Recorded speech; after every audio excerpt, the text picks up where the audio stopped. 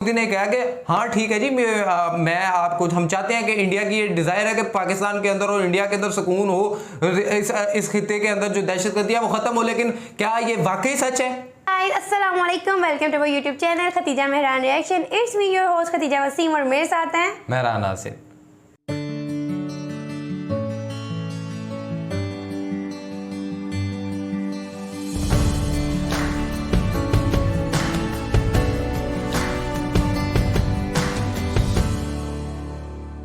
नाज़रीन, आज हम बात करने जा रहे हैं कि पाकिस्तान के सियासी हालात जो हैं वो तब्दील हो चुके हैं।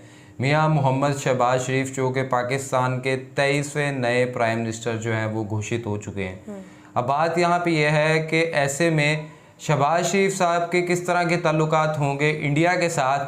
तो नरेंद्र मोदी साहब ने एक ट्वीट जो की है कुछ वक्त पहले, और उसमें उन्होंने कॉन्ग्रेचुलेशंस दी है मियां मोहम्मद शहबाज शरीफ को उनके प्राइम मिनिस्टर बनने पे। तो ऐसे में अब हम इस चीज़ को किस तरह से देखते हैं, पाकिस्तानी इस चीज़ को क्या देखते हैं और इंडियंस का क्या इस पे रिएक्शन है, तो वो यकीनन आप हमें कमेंट्स बॉक्स में बता सकते हैं कि आप किस तरह का चाहते हैं पाकिस्तान इंडिया के ताल्लुकात। लेकिन वीडियो शुरू करने से पहले अगर आपने हमारा चैनल सब्सक्राइब नहीं किया तो मस्ट सब्सक्राइब आवर चैनल और बेल आइकन को क्लिक करना बिल्कुल भी मत भूलिएगा। तो आइए चलते हैं। तो सर बात खतीजा ये देखें, जिस तरह से एक इतनी ट्वीट और इतना पॉजिटिव रिस्पांस इंडिया की जानिब से, जो कि आई थिंक लगता नहीं था, जिस तरह की पाकिस्तान के अंदर इंस्टेबिलिटी पैदा हो चुकी थी और पाकिस्तान में सियासी बहरान था। और यकीनन कुछ हुकूमतों के होता है कि जब एक हुकूमत जाती है तो नई हुकूमत को अपने ताल्लुकात बनाते वक्त काफ़ी अरसा लगता है। और ऐसे मुल्क के साथ जिसके साथ हमारे शुरू से क्लैशेस चलते आए हैं, और वो क्लैशेस हमारे बेसिकली ज़्यादा कभी कश्मीर को लेके चलती हैं, और कश्मीर की बुनियाद पे कभी हमारा उनके साथ 1948 की जंग भी उसी बेस पे हुई, फिर हमारे कभी पानी के इश्यूज आ जाते हैं वो भी उसी बेसिस पे, क्योंकि वो भी कश्मीर से हमारे दरिया चलते हैं, तो वहाँ पे भी एक हमारा मुआहदा जो है, तो वो सारी कुछ चीज़ें हमारे उसके साथ चलती हैं। लेकिन आई थिंक अब ये वक्त आ चुका है कि जब दोनों ममालिक के सरबराहान को ये चाहिए कि वो करीब आए और दोनों इस खित्ते की कामयाबी और इस खित्ते की तरक्की के लिए काम करें। हाँ, लेकिन अब यहाँ पे देखें कि जिस तरह नरेंद्र मोदी ने ये किया है, आप इस ट्वीट को किस नज़र से देखती हैं? मैं तो इसको बहुत पॉजिटिव देखती हूँ कि देखो उन्होंने कितनी अच्छी बात किया कि हमें टेररिज्म ख़त्म करनी है, हमें मतलब आवाम के लिए कुछ करना है, उनकी प्रोस्पेरिटी के लिए, मतलब फ्रीडम एक तरह की चाहिए लोगों को। एजुकेशन की वजह से उनका मतलब मकसद यही है कि हमें पॉवर्टी लेवल को ख़त्म करना है, अब हमको बूस्ट करना है आगे आने के लिए, तो उनका मकसद यही है ट्वीट करने का। लेकिन अब इसमें एक क्रिटिकल थिंकिंग थोड़ी सी अगर देखें तो एक पाकिस्तानी सिनेरियो के अंदर अगर हम देखें तो नरेंद्र मोदी साहब जो कि बहुत एक अरसे से खामोश थे, जब से पुलवामा वाला वाक़या हुआ और फिर आर्टिकल 370 कश्मीर की एक खसूसी हैसियत को ख़त्म कर दिया गया, उसके बाद इंडिया की जानिब से, इंडिया को पाकिस्तान की जानिब से शदीद एहतजाज रिकॉर्ड करवाया गया कश्मीर के मामले पे, लेकिन इंडिया ने एक चुप साध ली थी।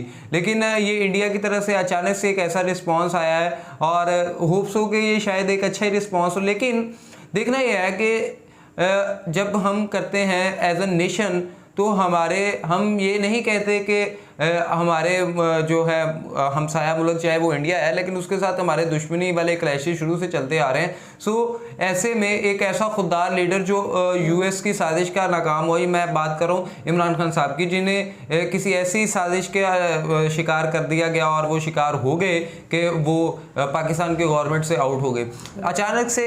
अब वही अमेरिका का जो एक ख़त है, वो एक ख़त था, उस ख़त के हवाले से यकीनन उस ख़त के हवाले से भी जो ख़बरें आ रही है वो हम आप तक रखेंगे। लेकिन उस ख़त में ये था कि मुतअद्दिद बार जिस तरह प्राइम मिनिस्टर के जो बहुत ही करीबी साथी हैं डिप्टी स्पीकर कासिम सूरी, उन्होंने भी एक वीडियो, उनकी भी एक आज उनकी रूलिंग थी, आज जब वो अपनी स्पीकर की सीट पे बैठे हुए थे, तो वो बता रहे थे कि इस ख़त के अंदर ये है कि अब सबसे पहले आप वो वीडियो सुने, फिर मैं आपको बताता हूँ। पाकिस्तान के वज़ीर-ए-आज़म इमरान खान के खिलाफ अदम एतमाद पर वोटिंग हो चुकी है और इसका नतीजा आप सबके सामने है।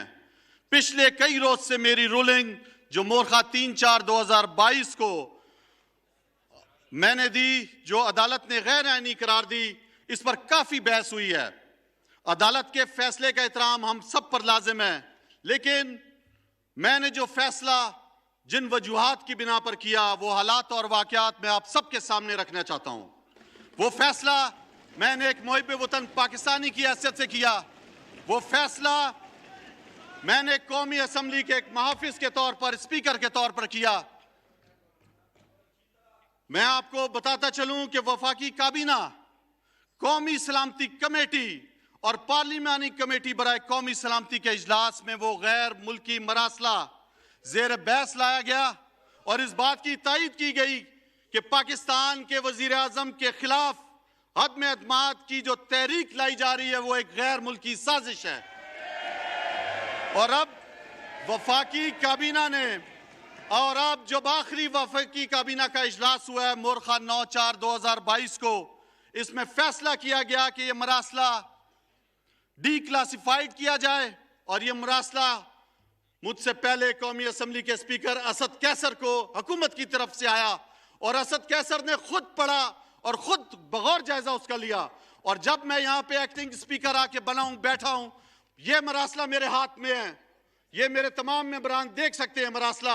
इस मरासले में बरमला गरूराना तौर पर, तकब्बुराना तौर पर पाकिस्तान को धमकी दी गई है और कहा गया है कि ये आपको ये भी बताता चलूं ये मरासला पाकिस्तान में हदम एतमाद की तहरीक आने से पहले ये मरासला दिया गया, ये आया यहाँ पे और इसमें साफ लिखा गया आका की तरफ से कि अगर यह हदम एतमाद की तहरीक कामयाब नहीं होती तो पाकिस्तान को संगीन हालात से गुजरना पड़ेगा। और अगर यह तहरीक कामयाब होती है, यह बात मुतअद्दिद बार लिखी गई है इस मरासले के अंदर कि आपको फिर माफ कर दिया जाएगा। क्या पाकिस्तान के वजीर आजम इमरान खान साहब का यह कसूर था कि उन्होंने आजाद खारजा पॉलिसी की बात की? के अंदर ये देखें कि जिस तरह उन्होंने कहा है कि ये जिस तरह का एक इंडिया की जानिब से और ये जो दूसरे हमारे ममालिक हैं जो हमारे दुश्मन ममालिक हैं, लेकिन इन सब में यूएस ये हमें टारगेट कर रहा है और यूएस हमें टारगेट करके ये कह रहा है कि जिस तरह इस खत में लिखा और डायरेक्ट धमकी दी गई और इसमें लिखा गया है कि अगर नो वोट कॉन्फिडेंस जो इमरान खान साहब के खिलाफ है, अगर तो वो हो जाएगा, मतलब कि वो कामयाब हो जाएगा तो फिर तो खैर है, और अगर वो कामयाब नहीं होता तो फिर जो है कि हम आपके साथ बड़ा मतलब इस तरह का सलूक करेंगे, लेकिन अगर कामयाब होता है तो फिर अमेरिका हमें माफ़ कर देगा। Who is America? अमेरिका हमें क्यों माफ़ करेगा? और दूसरी जानब जिस तरह सीएम शहबाज जो अब तो पीएम हो गए हैं शहबाज शरीफ साहब, उन्होंने भी ये कह दिया था जी कि बेगर्स कांट बी चूजर्स, तो उन्होंने सीधा सीधा हमारी कौम को भिखारी कह दिया था। तो बेगर कांट बी चूजर, और अब अचानक से ये क्या हो गया कि अमेरिका के साथ ताल्लुकात और एक ऐसा शहबाज शरीफ की तरफ से यू टर्न लिया गया और अब वो कह रहे हैं जी नहीं जी इस बहस को ख़त्म होना चाहिए। ये बहस आई थिंक तब ख़त्म होनी चाहिए थी जब आप अब इक़्तिदार में आ गए और सीएम ये जो प्राइम मिनिस्टर आज 11 अप्रैल है और आज 11 अप्रैल वाले दिन इनके ऊपर वो फर्द जुर्म आयद होनी थी लाहौर हाई कोर्ट के अंदर। ये कैसा इंसाफ है कि जिस तरह इमरान खान साहब की भी एक क्लिप सुने फिर मैं आपको बताता हूँ। 16 अरब रुपए का एक करप्शन का केस, 8 अरब रुपए का दूसरा केस। उस आदमी को जो भी सिलेक्ट करता है, इलेक्ट करता है प्राइम मिनिस्टर, इससे बड़ी मुल्क की तौहीन नहीं हो सकती। 16 अरब रुपए का एक करप्शन का केस, 8 अरब रुपए का दूसरा केस। उस आदमी को जो भी सिलेक्ट करता है, इलेक्ट करता है प्राइम मिनिस्टर, इससे बड़ी मुल्क की तौहीन। इमरान खान साहब भी यही कह रहे हैं कि एक जानिब शहबाज शरीफ के ऊपर 16 अरब रुपए के केसेस और दूसरी जानब 8 अरब रुपए की करप्शन के केसेस हैं और उसके ऊपर आज 11 अप्रैल को फर्द जुर्म आयद होनी है और वो पीएम का ओथ ले रहा है, पीएम का हलफ ले रहा है। फदिया, आप इस बात पे क्या कहती हैं कि क्या है हमारे मुल्क की सियासत क्या चल रही है? हमारे मुल्क की सियासत पता नहीं क्या, उन्होंने मुल्क को समय खिलौना समझ लिया है। मतलब यहाँ पर वो यही है ना कि हमने आना है, हमने कुर्सी पे बैठना है, हमें कुर्सी चाहिए, उसके लिए हम जितना मर्जी किसी का पैसा ले। एक इंसान, आप बार बार लास्ट वीडियो में भी इंडिया की तरफ से आ रहा था कि इमरान खान अब जेल में जाएगा, पाकिस्तानी भी मतलब जो अपोजिशन में उनका यही है, लेकिन अगर वो जाएगा तो इनके खिलाफ तो इतने केसेस हैं, इनको तो निकलना ही नहीं चाहिए। हाँ, और वो प्राइम मिनिस्टर बन के, हाँ, तो जो प्राइम मिनिस्टर बन जाएंगे तो इंसाफ बिक जाएगा। प्राइम मिनिस्टर ऐसा कर रहा है तो फिर अवाम क्या करेगी? तो इंसाफ बिक जाएगा। इंसाफ इसी तरह से बिक जाएगा ना कि जो पीएम, अब सारे केसेस दबा दिए जाएंगे, बिल्कुल ऑब्वियसली खत्म कर दिए जाएंगे। आज वही उससे फरार होने के लिए हल्फ उठाए जा रहे हैं, वो सारे केसेस वैसे के वैसे।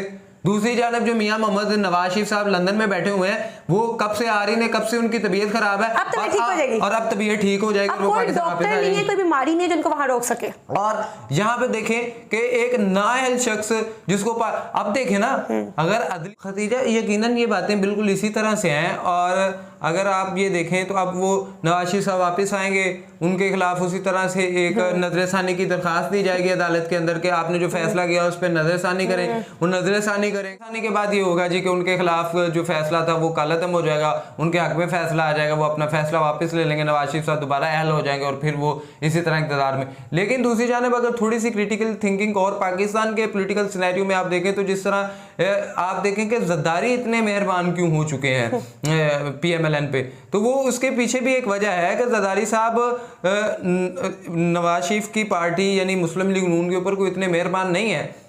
एक्चुअल में वो इन्हें मीठे जहर से मारने की कोशिश कर रहे हैं, क्योंकि वो इनके ऊपर इतने एहसानात, इतनी चीज़ें कर देंगे कि नून से शीन शायद पहले तो नहीं निकली थी, लेकिन अब नून से शीन निकल जाएगी, क्योंकि एक जाने बाप है तो वो PM बन गया, बेटा है तो वो CM बन गया, और जो एक तहरीक जिस इंसान के पीछे थी वो लंदन में बैठा हुआ है। तो नून से शीन तो निकलना आई थिंक होगा और ये टूटेगी, और आप ये देखेंगे अब किस तरह से ये टूटेगी और इसके क्या क्या मुहर्रकात सामने आते हैं इन फ्यूचर।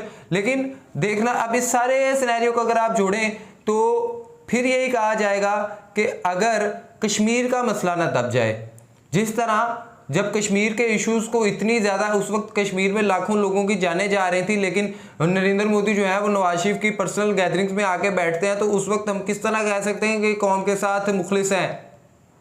क्या ये कौम के कॉज के साथ मुखलिस हैं? इनके अपने बिजनेसेस हैं तो ये इन बिजनेसेस के साथ चलते हैं, बिल्कुल, और इनके बिजनेसेस की वजह से ये मुल्क, ये तो सिर्फ इन्होंने अपने जो चोरियां, अपने जो पेपर और ये जो इन्होंने नजायज़ असासे बना रखे हैं उनको छुपाने के लिए इक़्तिदार में आते हैं, ताकि उन फैसलों को दबा दिया जाए और वहाँ पे वो आके अपनी मन मर्जियाँ कर सके और राय फरार हासिल कर सकें। और इनको अगर इनके ऊपर कोई चीज़ें ऐसी हो जाती हैं तो ये भाग जाते हैं। अब होना यह है कि इमरान खान साहब के खिलाफ भी उसी तरह से रेफरेंसेस दायर किए जाएंगे, और रेफरेंसेस दायर करने के बाद इमरान खान साहब पे भी इसी तरह से उन्हें भी जेलों में डाला जाएगा, बदला लिया जाएगा। लेकिन बात यह है कि कौम जानती है, कौम की खुददारी को जगाया गया है। आज से पहले इतनी आवाम नहीं थी निकली जितनी अब सड़कों पर आवाम निकली है, जितनी आवाम ने अब सड़कों पर एहतजाज किया है। आई थिंक इससे पहले इस तरह का एहतजाज पाकिस्तान की तारीख में नहीं हुआ कि आवाम सड़कों पर निकल आई हो। ये वो 1947 वाली एक जो जुनून जज्बा है वो कौम के अंदर नजर है। इमरान खान साहब भी ये कहते हैं, ये जज्बा, ये जुनून वही है जो इमरान खान साहब ने अब कौम के अंदर जगाया, जो तब कायद ने जगाया था।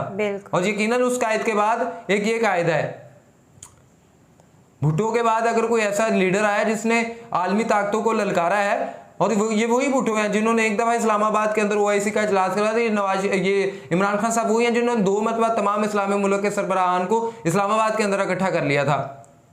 लेकिन ये गठबंधन, ये जो इस्लामी उम्मत मुस्लिमा का जो वहदानियत है, ये दूसरी जो यूरोपीय ममालिक है उनको नहीं भाती, और जब नहीं भाती तो वो फिर मुख्तलिफ किस्म की साजिशों का शिकार करने की कोशिश करते हैं, खा वो इमरान खान की हुकूमत की तरह की, इस तरह की और बड़ी चीज़ें हैं जहाँ पे वो इस तरह की जो है साजिशें करते हैं, और उनका साजिशों का शिकार होने के लिए अपने मोरे, अपने मीर जाफ़र सादिक अंदर से निकल आते हैं। मैं आपको इशारा कर रहा हूँ कि किन मीर जाफ़र सादिक की मैं बात कर रहा हूँ। और जब सारी गेम ही, सारे अंपायर अगर न्यूट्रल ना हो तो वो वहाँ पे चला जाए, न्यूट्रल अंपायर नहीं है, खिलाड़ी अपनी असूलों पर चलने लग गए हैं, और एक प्लेयर के खिलाफ अगर आप सारे इकट्ठे हो जाएंगे तो फिर यही होता है। लेकिन कौम आपको कभी माफ नहीं करेगी। You are the political gangster, कि जिन्होंने इस कौम के सियासी कल्चर को इतना ज्यादा जकड़ रखा है कि इसमें किसी और को स्पेस ही नहीं आप देते। लेकिन इमरान खान साहब ने इसके अंदर अपनी एक स्पेस बना ली है कि किस तरह से उन्होंने कौम के अंदर एक शौर को बुलंद किया है, और आज वो आप देख रहे हैं कि किस तरह से आवाम इमरान खान के साथ है। कंपैरेटिवली देखें तो इन दोनों से कहीं अच्छे हैं, नो डाउट। और अगर उन्होंने मसला कश्मीर पर नरेंद्र मोदी और पाकिस्तान के ताल्लुकात के अंदर एक मुस्तहकम रखा था, कुछ शर्त शराइत रख के जो थी चीजें चला रहे थे, लेकिन अब यहां पे उनके असूलों पे उनकी सारी गेमें चले करेंगी। ताल्लुकात बढ़ाना ठीक है, जिस तरह नरेंद्र मोदी ने कहा कि हाँ ठीक है जी, मैं आपको, हम चाहते हैं कि इंडिया की ये डिजायर है कि पाकिस्तान के अंदर और इंडिया के अंदर सुकून हो, इस खित्ते के अंदर जो दहशतगर्दी है वो खत्म हो। लेकिन क्या ये वाकई सच है?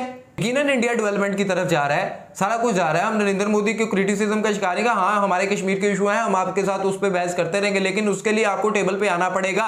जब आपको टेबल पे आने की दावत इमरान खान की तरफ से भी गई थी, और वही कहते थे कि कोई भी जंगें जो है वो जंग से नहीं जीती जाती, बल्कि उनकी टेबल पे आके बातचीत करने से बात बनती है, यूं इस तरह से नहीं होता। लेकिन अब अब उनको मिल गए हैं जो जी हजूर करने वाले कुछ लोग, चंद मोहरे मिल गए, अब उनके साथ खेलेंगे और उसी तरह से और अपनी मनमानियां करते रहेंगे। उम्मीद करते हैं नाज़रीन आज की वीडियो से आपको कुछ चंद हक़ाइक़ के बारे में पता लगा होगा कि एक्चुअल में पाकिस्तान के पॉलिटिकल सिनेरियो को किस तरह से स्नैच किया। करते हैं आपको आज की वीडियो पसंद आई हो कि जाने से पहले वीडियो को लाइक करना, चैनल को सब्सक्राइब करना बिल्कुल भी मत भूलिएगा। साथ ही साथ हमारे इंस्टाग्राम आईडी मेंशन एंड प्यार का सजेशन लाजमी दीजिएगा, लाजमी सजेस्ट कीजिएगा। और अगर आप हमारी बातों से इत्तेफाक करते हैं या इख्तलाफ रखते हैं तो हमें ज़रूर कमेंट बॉक्स के अंदर ही, और ये पाकिस्तानी मेरे जितने भी दोस्त देख रहे हैं वो इस चीज़ को समझते होंगे।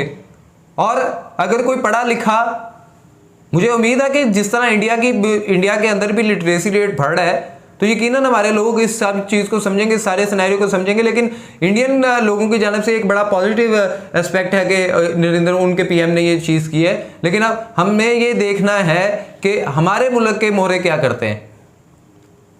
तब तक के लिए अपने मेज़बानों को दीजिएगा इजाज़त, दुआ में याद रखिएगा। अल्लाह निगहबान।